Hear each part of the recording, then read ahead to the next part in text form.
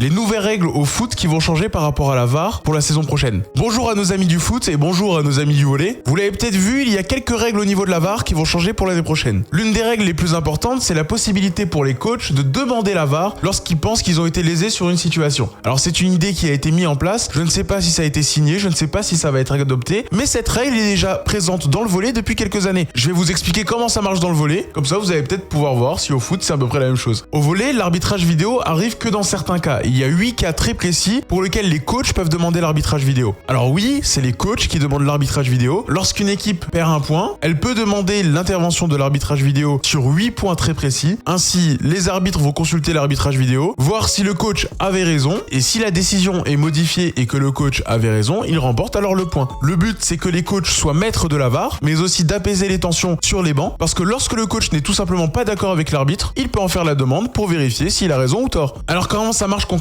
Lorsque l'arbitre a pris sa décision, l'équipe a 8 secondes pour demander l'arbitrage vidéo. Voici les 8 actions pour lesquelles le coach peut demander le challenge vidéo, on va vous les écrire pour que ce soit plus simple. 1. Le ball in-out. 2.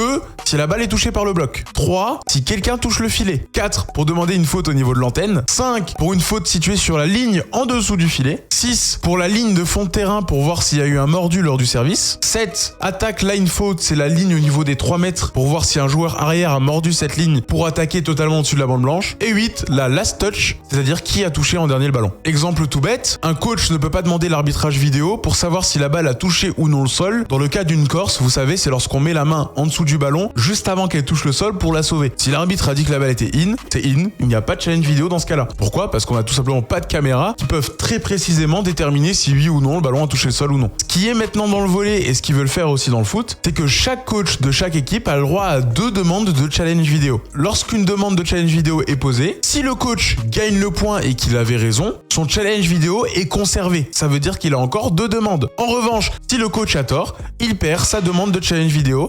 Il n'en reste encore plus qu'une. C'est ce qui s'est passé, pour ceux qui s'en souviennent, sur un certain match de l'équipe de France en finale, il y a quelques mois de ça. La France avait demandé un challenge vidéo en fin de set, alors qu'elle avait déjà utilisé ces 2 challenges vidéo, qu'elle les avait déjà perdues toutes les 2. Dans ce cas, l'arbitre n'a pas pu honorer la demande de l'équipe de France. Enfin, dernière info, en cas de doute, l'arbitre peut demander le challenge vidéo, mais ça arrive que très rarement.